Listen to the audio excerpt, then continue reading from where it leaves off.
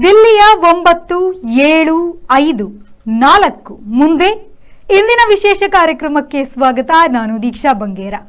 ದಿಲ್ಲಿಯ 9ನೇ ಮುಖ್ಯಮಂತ್ರಿ ರೇಖಾ ಗುಪ್ತಾ ಅವರು ಸೇರಿ 7 ಜನರ ಮಂತ್ರಿಮಂಡಲ.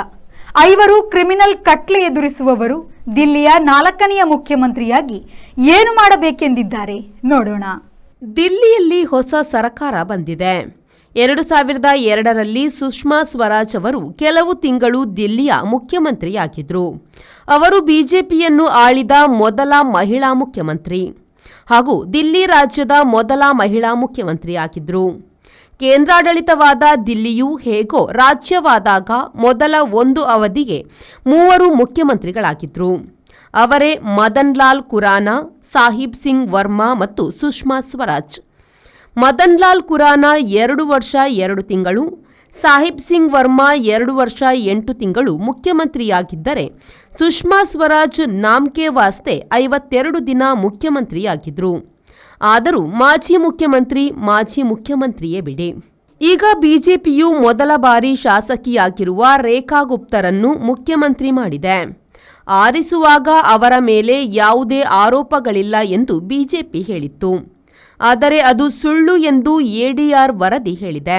ಎಡಿಆರ್ ಎಂದರೆ ಅಸೋಸಿಯೇಷನ್ ಫಾರ್ ಡೆಮೊಕ್ರೆಟಿಕ್ ರಿಫಾರ್ಮ್ಸ್. ಮುಖ್ಯಮಂತ್ರಿ ಮತ್ತು ಮಂತ್ರಿಗಳಾದ 6 ಮಂದಿಯ ಮೇಲೂ ಆರೋಪಗಳಿವೆ. ಅಷ್ಟೇ ಅಲ್ಲ, ಮುಖ್ಯಮಂತ್ರಿ ಸಹಿತ 5 ಮಂದಿಯ ಮೇಲೆ ಕ್ರಿಮಿನಲ್ ಪ್ರಕರಣಗಳು ಇರುವುದಾಗಿಯೂ ಎಡಿಆರ್ ವರದಿ ಹೇಳಿದೆ. ರಾಜಕೀಯ ಮತ್ತು ಅಪರಾಧಗಳು ಹೆಗಲಿಗೆ ಹೆಗಲು ಕೈ ಹಾಕಿಕೊಂಡು ಓಡಾಡುವುದು ಹಳೆಯ ವಿಚಾರ. ಬಿಜೆಪಿಯ ಕಾಲದಲ್ಲಿ ಅದು ಮಾಮೂಲು ವಿಚಾರ ಎನ್ನುವಂತಾಗಿದೆ. ಮತದಾರರ ಹಕ್ಕುಗಳ ಬಗೆಗೆ ಹೋರಾಡುವವರು ಹೊಸ ಮಂತ್ರಿಗಳ ಹಿನ್ನೆಲೆಯ ಬಗೆಗೆ ಕೆದಕಿದ್ದಾರೆ. ಈ ವರದಿಯೇನೋ ಗಾಳಿ ಸುದ್ದಿಯ ಮೇಲೆ ತಯಾರಾಗಿಲ್ಲ. ಅಭ್ಯರ್ಥಿಗಳು ನಾಮಪತ್ರ ಸಲ್ಲಿಸುವಾಗ ಅದರಲ್ಲಿ ಅವರ ನಾನಾ ವಿವರಗಳನ್ನು ನೀಡುವಾಗ ಪ್ರಕರಣಗಳು ಇವೆಯೇ ಎಂಬುದನ್ನು ತಿಳಿಸಬೇಕಾಗುತ್ತದೆ.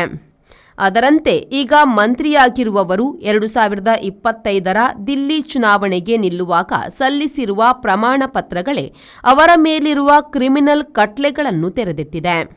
ಈಗೀಗ ರಾಜಕೀಯದಲ್ಲಿ ಹೆಚ್ಚು ಕ್ರಿಮಿನಲ್ ಹಿನ್ನೆಲೆಯವರು ಪಡೆಯುವಷ್ಟು ಮೆಚ್ಚುಗೆಯನ್ನು ಸಾಚಾ ರಾಜಕಾರಣಿಗಳು ಪಡೆಯುವುದು ಸಾಧ್ಯವಿಲ್ಲ ಎಂಬುದೇ ಸತ್ಯ. 7 ಮಂತ್ರಿಗಳಲ್ಲಿ 5 ಮಂತ್ರಿಗಳ ಮೇಲೆ ಕ್ರಿಮಿನಲ್ ಪ್ರಕರಣಗಳು ಇವೆ ಎಂದರೆ 79%. ಇನ್ನು ಹಣದ ವಿಷಯದಲ್ಲಿ ಹೇಳುವುದೇ ಬೇಡ. ಬಿಜೆಪಿಯಿಂದ ಸ್ಪರ್ಧಿಸುವವರಲ್ಲಿ 99% ಕೋಟಿಪತಿಗಳು. ಅವರು ಮಂತ್ರಿಯಾದಾಗ ಕೋಟಿಪತಿಗಳಾಗಿರದೆ ಇನ್ನೇನು ತಿರುಪೆಪತಿಯಾಗಿರುತ್ತಾರೆಯೇ? ಎಲ್ಲಾ ಮಂತ್ರಿಗಳು ಕೋಟಿಪತಿಗಳಷ್ಟೇ ಅಲ್ಲ, 2 ಮಂತ್ರಿಗಳು ಬಿಲಿಯನೇರ್ಗಳು. ಇತ್ತೀಚಿನ ದಿನಗಳಲ್ಲಿ ಹಣವೇ ಚುನಾವಣೆಗೆ ಪ್ರಮುಖ ಮಂತ್ರ ಆಗಿರುತ್ತದೆ ಎನ್ನುವುದು ಎಲ್ಲರ ಅರಿವಿಗೆ ಬಂದಿರುವ ಸಂಗತಿಯಾಗಿದೆ. ಮಂತ್ರಿ ಆಶೀಶ್ ಸೂದ್ ಅತ್ಯಂತ ಗಂಭೀರ ಕ್ರಿಮಿನಲ್ ಆರೋಪಗಳನ್ನು ಹೊತ್ತಿದ್ದಾರೆ. ಮಹಿಳಾ ಮಂತ್ರಿ ಸಂಪುಟದಲ್ಲಿ ಸದ್ಯ ಮುಖ್ಯಮಂತ್ರಿಯೇ ಆಗಿರುವರು. ರೇಖಾ ಗುಪ್ತಾ ಅವರು ದಿಲ್ಲಿಯ 9ನೇ ಮುಖ್ಯಮಂತ್ರಿ ಎನ್ನಲಾಗಿದೆ. ಏಕೆಂದರೆ ಕೇಂದ್ರಾಡಳಿತ ಪ್ರದೇಶ ಆಗುವುದಕ್ಕೆ ಮೊದಲು ಕೂಡ ದಿಲ್ಲಿಯು ಆರಂಭದಲ್ಲಿ ರಾಜ್ಯದ ಸ್ಥಾನಮಾನ ಹೊಂದಿತ್ತು. ಕಾಂಗ್ರೆಸ್ 20ನೇ ಶತಮಾನದಲ್ಲಿ 1 ಅವಧಿ ಆಳಿ 21ನೇ ಶತಮಾನದಲ್ಲಿ 3 ಅವಧಿ ದೂಡಿ ಜರ್ರನೆ ಜಾರಿ ಮಲಗಿದ್ದೇಕೆ? ಗಮನಿಸಬೇಕಾದ್ದೇ ಬಿಡಿ. ಆಗ 1952ರಿಂದ 55ರ ನಡುವೆ ಕಾಂಗ್ರೆಸ್ಸಿನ ಬ್ರಹ್ಮಪ್ರಕಾಶ್ ಹಾಗೂ ಗುರುಮುಖ್ ನಿಹಾಲ್ ಸಿಂಗ್ ಅವರುಗಳು ಮುಖ್ಯಮಂತ್ರಿಯಾಗಿದ್ದರು. ದಿಲ್ಲಿಯಲ್ಲಿ ಸಿಖ್ ಜನಸಂಖ್ಯೆ ತುಂಬಾ ಇದೆ. ಅದಕ್ಕೆ ಕಾರಣ ದೇಶ ವಿಭಜನೆಯಾದಾಗ ಈಗಿನ ಪಾಕಿಸ್ತಾನದ ಕಡೆಯಿಂದ ಬಂದ ಸಿಖ್ ಸಮುದಾಯದವರಲ್ಲಿ ಬಹಳಷ್ಟು ಮಂದಿ ದಿಲ್ಲಿಗೆ ಬಂದು ನೆಲೆಸಿದ್ದಾಗಿದೆ. ದಿಲ್ಲಿಯು ಒಬ್ಬ ಮಾತ್ರ ಸಿಖ್ ಮುಖ್ಯಮಂತ್ರಿಯನ್ನು ಕಂಡಿದೆ. ಅವರೇ ಗುರುಮುಖ್ ನಿಹಾಲ್ ಸಿಂಗ್. ಅವರು ಆ ಅವಧಿಯ ಕೊನೆಯ 1.25 ವರ್ಷ ಕಾಲ ಮುಖ್ಯಮಂತ್ರಿಯಾಗಿದ್ದರು. ಬಿಜೆಪಿಯ 2 ಮಹಿಳಾ ಮುಖ್ಯಮಂತ್ರಿಗಳು ಸಂಘಿ ಸಂಪರ್ಕದ ಅನ್ಯ ಸಂಘಟನೆಗಳವರಾಗಿದ್ದಾರೆ. ಸುಷ್ಮಾ ಸ್ವರಾಜ್ ಅವರು ಸಮಾಜವಾದಿ ಪಕ್ಷದವರು. ಮೂಲದಲ್ಲಿ ಅವರ ಗಂಡ ಸ್ವರಾಜ್, ಜಾರ್ಜ್ ಫೆರ್ನಾಂಡಿಸ್ ಮೊದಲಾದವರು ಪಕ್ಕಾ ಸಮಾಜವಾದಿಗಳು. ಇನ್ನು ರೇಖಾ ಗುಪ್ತಾ ದಿಲ್ಲಿ ವಿಶ್ವವಿದ್ಯಾನಿಲಯದಲ್ಲಿ ಕಾಂಗ್ರೆಸ್ ಮೂಲಕ ರಾಜಕೀಯದ ರುಚಿ ಹತ್ತಿಸಿಕೊಂಡವರು. ಆಮ್ ಆದ್ಮಿ ಪಕ್ಷವು ಹುಟ್ಟಿದಾಗ ಕೆಲ ಕಾಲ ಸ್ನೇಹಿತೆ ಅಲ್ಕಾ ಲಂಬಾ ಜೊತೆಗೆ ಎಎಪಿಯಲ್ಲಿ ಓಡಾಡಿದ್ದಿದೆ. ಅಲ್ಕಾ ಲಂಬಾ ಕಾಂಗ್ರೆಸ್ ಶಾಸಕಿಯಾಗಿದ್ರು. ಈ ಬಾರಿಯ ಚುನಾವಣೆಯಲ್ಲಿ ಗೆದ್ದಿಲ್ಲ. ಕಳೆದ 5 ತಿಂಗಳ ಕಾಲ ದಿಲ್ಲಿಯ ಮುಖ್ಯಮಂತ್ರಿಯಾಗಿದ್ದ ಆತಿಶಿ ಮಾರ್ಲೆನಾ ಆಮ್ ಆದ್ಮಿ ಪಕ್ಷದ ಚಳವಳಿಯ ಮೂಲಕ ರಾಜಕೀಯಕ್ಕೆ ಬಂದವರು. ಪಂಜಾಬಿ ಕುಟುಂಬ ಹಿನ್ನೆಲೆಯ ಅವರು ದಿಲ್ಲಿಯಲ್ಲೇ ಹುಟ್ಟಿ ಬೆಳೆದವರು. 2013ರ ಎಎಪಿ ಚಳವಳಿಯಲ್ಲಿ ಭಾಗವಹಿಸಿ ಎಎಪಿ ಶಾಸಕಿಯಾಗಿ ಹಣಕಾಸು ಮಂತ್ರಿಯಾಗಿ 10 ಬಜೆಟ್ ಮಂಡಿಸಿದವರು.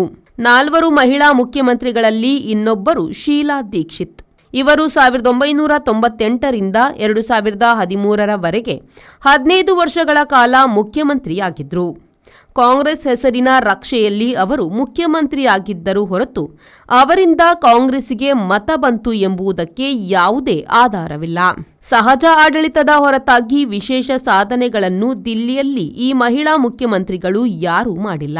ಇನ್ನು ರೇಖಾ ಏನು ಗಡಿಗೆರೆ ದಾಟಿ ಸಾಧಿಸುತ್ತಾರೆ ಎನ್ನುವುದು ಮುಂದಿನ ದಿನಗಳಷ್ಟೇ ಗೊತ್ತಾಗಬೇಕು.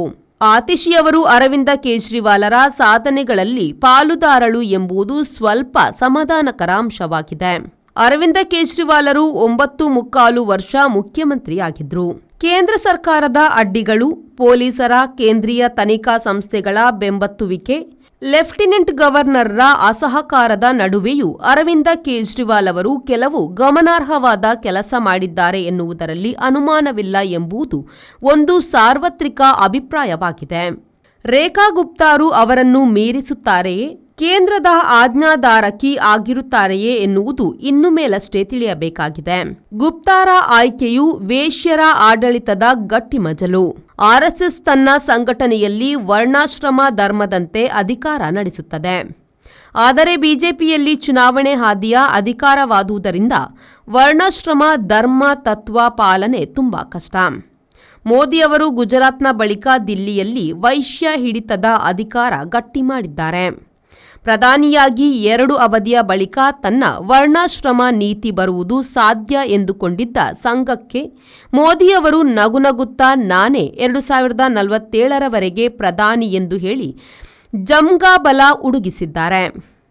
ಕೇಂದ್ರದ ಮಾದರಿಯಲ್ಲಿ ದಿಲ್ಲಿಯಲ್ಲಿ ಕೂಡ ವೈಶ್ಯ, ಕ್ಷತ್ರಿಯ, ಬ್ರಾಹ್ಮಣ ಎಂದು ಅಧಿಕಾರ ಹಂಚಿಕೆಯಾಗಿದೆ. ಶೂದ್ರ ಪಂಚಮರಿಗೆಲ್ಲ ಅದೇ ಕೆಳಗತಿ. ಆರ್ಎಸ್ಎಸ್ನದು ವರ್ಣಾಶ್ರಮ ಧರ್ಮದ ಕಣ್ಣು, ಪ್ರಧಾನಿ ಮೋದಿಯವರದು ವೈಶ್ಯ ಹಿಡಿತದ ಗಿಣ್ಣು. ಶೂದ್ರ ಪಂಚಮರಿಗೆ ಮಣ್ಣು ಆದರೂ ಸಿಕ್ಕೀತೆ ಎನ್ನುತ್ತಾ ದಿಲ್ಲಿ 9, 7, 5, 4 ಮುಂದೆ. ಇಂದಿನ ವಿಶೇಷ ಕಾರ್ಯಕ್ರಮದಿಂದ ಹೊರಬರೋಣ. ನಮಸ್ಕಾರ. ಇದು ಇವತ್ತಿನ ಪ್ರಮುಖ ಸುದ್ದಿ. ನಿರಂತರ ಸುದ್ದಿ ಮತ್ತು ಮನೋರಂಜನೆಗಾಗಿ V4 ನ್ಯೂಸ್ನ ಫೇಸ್ಬುಕ್ ಪೇಜ್ನ ಫಾಲೋ ಮಾಡಿ ಹಾಗೂ ಯೂಟ್ಯೂಬ್ ಚಾನೆಲ್ನ ಸಬ್ಸ್ಕ್ರೈಬ್ ಮಾಡಿ.